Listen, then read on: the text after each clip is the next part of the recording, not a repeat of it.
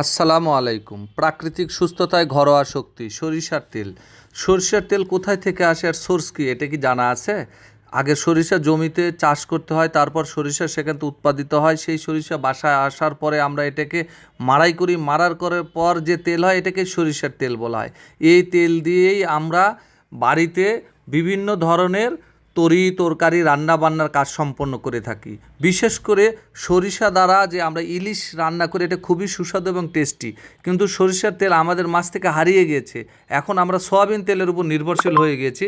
এই ইতিমধ্যে আলহামদুলিল্লাহ আমি আমার জমিতে চলে আসছি।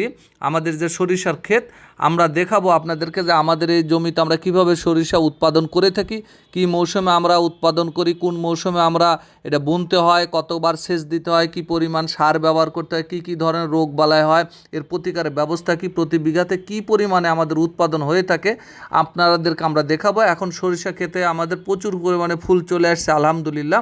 আমিও চলে এসেছি, আমার ছোট্ট মেয়ে আনায়তা রহমান আয়েশাও আমার সঙ্গে আছে। এবং আমরা ইতিমধ্যে আমাদের ফুল দেখে তো আমার মেয়ে হতবাক আনন্দে উল্লাসিত হয়ে যায়। সে সরিষার ক্ষেতের ভিতরে যে ফুল ছিঁড়া শুরু করে দিয়েছে। আমি যতবারই নিষেধ করছি, বাবা এগুলো ফুল ছিঁড়তে হয় না, ফুল থেকে দানা হবে। বলে দানা কী হবে? প্রশ্নর পর প্রশ্ন। বললাম এটা থেকে সরিষা উৎপাদন হবে, এই সরিষা থেকে তেল হবে। সেই তেল আমরা বাসায় নিয়ে যাই, মাড়াই করার পর যেটাকে ঘ্যান বলি আমরা গ্রামের ভাষায়, আমরা ঘ্যানে যাই এটা ভাঙাবো কাঠের মিল থেকে। ভাঙানোর পর কাঠের ঘানি যেটাকে বলা হয়, এখন মেশিন দিয়ে ভাঙানো হয়। এখানে কাঠের ঘানি সেট করে সেখান থেকে তেল বাড়ায়, তেল বাড়ানোর পর আলাদা একটা উচ্ছিষ্ট যে অংশ থাকে এটাকে খোল বলা হয়। এই খোলটি আমরা মাছকে খাওয়াই, গরুকে খাওয়াই। এটা তিলের এবং সরিষার খোল হয়ে থাকে স্বাভাবিকভাবে। আমরা এটা সরিষার জমিতে আসছি আলহামদুলিল্লাহ আপনাদেরকে নিয়ে। আমাদের সরিষাতে কিছু ফলের দানাও কেটেছে এবং কিছু ফুলও আছে। একটা গাছে লক্ষ্য করে দেখেন ফুলও ফুটেছে এবং কিছু দানাও হয়ে গেছে। এগুলোর দানা এখনও পরিপুষ্ট হয় নাই আলহামদুলিল্লাহ। এবং দেখলাম যে এখানে আপনার দানাগুলো কেমন শক্ত হয়েছে, কি বড় হয়েছে কিনা, পরিপুষ্ট হয়েছে কিনা। এই দানার জন্য আমরা যে বিশেষ করে মাটিতে যদি আপনার অনুখাদ্য থেকে বিশেষ করে বরুণের কাজ হচ্ছে দানা পরিপুষ্টতা করে, এবং জিঙ্ক দিলে দানাগুলো আরও মোটা এবং ভিগোরাস গ্রোথ হয়, আর ফুলগুলো টিকে যায় বেশি বরুণের ক্ষেত্রে। আর মাটিতে অবশ্যই আপনার ফসফরাস, ক্যালসিয়াম এবং ম্যাগনেসিয়ামটা আমরা জমি চাষের সময় বোরনও দিয়ে দিয়েছি। সব জমিতে আমাদের সেচ দেওয়ার প্রয়োজন হয় না, কিছু কিছু জমিতে আবার সেচ দেওয়ার প্রয়োজন হয়ে থাকে। লক্ষ্য করে দেখেন, আমি মাটিটা দেখতেছি যে মাটির শুষ্কতা কী অবস্থা, মাটিতে কোনো ময়েশ্চার আছে কিনা।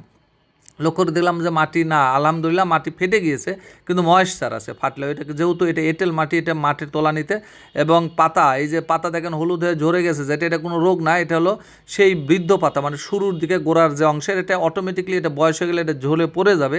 এর জন্য এটা কোনো রোগ বালায় না। কারণটা হচ্ছে যে এখানে যে রোগটা হয়ে থাকে সেটা মেদা পোকা বলা হয় বা সেদলা পোকা বলা হয়। পাতার নিচে এক ধরনের মেদা লেগে যায়, গুড়ি গুড়ি গুড়ি সবুজ রঙের যে পোকা, এই পোকাটা লাগলে পরে এটাকে জাপ পোকা বলা হয়। কোনো এলাকায় এক একটা এলাকায় এক একটা নাম বলা হয়। জাপ পোকা হলে পরে গোটাটাই একবারে পাতাটাতে একবারে নোংরা হয়ে যায়, এতে করে ফলন কমে যায়। এই জন্য জাপ পোকার জন্য আমরা শুরুতে যে ওষুধটা দিয়ে থাকি সেখানে মেলোথিয়ান গ্রুপের ওষুধটা দিলে আলহামদুলিল্লাহ আমাদের এই জাপ পোকাগুলো চলে যায়।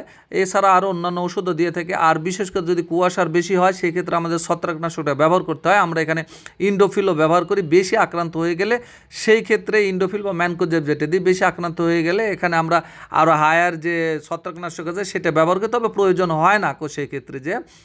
আর অন্যান্য তেমন কোনো রোগবালাই নেই, তবে জিঙ্ক, বোরন এবং এটা আমরা ব্যবহার করি এই কারণে যাতে করে দানাটা ভালো হয়ে থাকে। এবং এখানে 4CPRও দেওয়া হয়, প্লান্ট গ্রোথ রেগুলেটর, এতে করে দানা মোটা হয়ে যায় আলহামদুলিল্লাহ।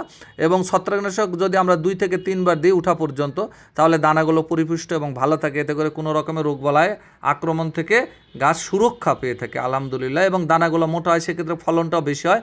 এবং অবশ্যই এটা তো ছিটিয়ে বোনা হয়, এটা তো লাগানো না, ছিটাতে হয় জমি চাষের সময়। সেক্ষেত্রে কোনো অংশে যদি বেশি ঘনত্বে পড়ে যায়, সেটা আমরা প্রথম বাসের সময়, নিড়ানির সময় আমরা এটাকে তুলে ফেলে দিতে হয়, রিমুভ করে দিতে হয়। পাতলা হলে পরে আলহামদুলিল্লাহ ভালো হয়। এখন দেখবো যে এই সরিষার তেলের যে আমাদের যে উপকারিতা কী, আমরা তো সবসময় সোয়াবিনের উপর নির্ভরশীল হয়ে গেছি। সরিষা তেলের উপকার দেখেন, সরিষা তেলের প্রাকৃতিক ওমেগা 3 ও ওমেগা 6 ফ্যাটি অ্যাসিড থাকে, যা হৃদযন্ত্র সুস্থ রাখে। নিয়মিত ব্যবহার করলে কোলেস্টেরলের নিয়ন্ত্রণ রাখতে সাহায্য করে। শরীরে ম্যাসেজ ব্যবহার করলে রক্ত সঞ্চালন ভালো হয়। ঠান্ডা, কাশি কমাতে, বুক ও গলায় মালিশ খুব উপকারী। হাড় ও জয়েন্টের ব্যথা কমাতে সরিষার তেলের কার্যকর। ত্বক নরম উজ্জ্বল রাখে, শুষ্কতা দূর করে, চুলের গোড়া মজবুত করে, চুল পড়া কমায়, অ্যান্টিব্যাকটেরিয়াল গুণ থাকে, সংক্রমণ রোধে সাহায্য করে এই সরিষার তেল। সরিষার তেল খুবই উপকারিতা।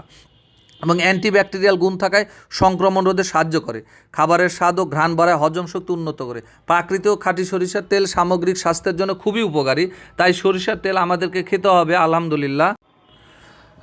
ভাতের সাথে সরিষা আর ইলিশ মানেই তৃপ্তির পরিপূর্ণতা। আমরা সরিষা উৎপাদন করে থাকি এবং সরিষা উৎপাদিত থেকে আমরা তেলও উৎপাদন করি এবং তেল বিপণন করে থাকি। তাই আমরা তেল বাংলাদেশের বিভিন্ন জায়গাতে খাঁটি সরিষা তেল বিপণন করে থাকি। আমাদের উৎপাদিত নিজস্ব সরিষা থেকে আমরা তেল উৎপাদন করি এবং এই সরিষা তেল বিপণন করে থাকি এবং এই খোলগুলো আমরা মাছের জন্য এবং গরুর খামারের জন্য ব্যবহার করে থাকি।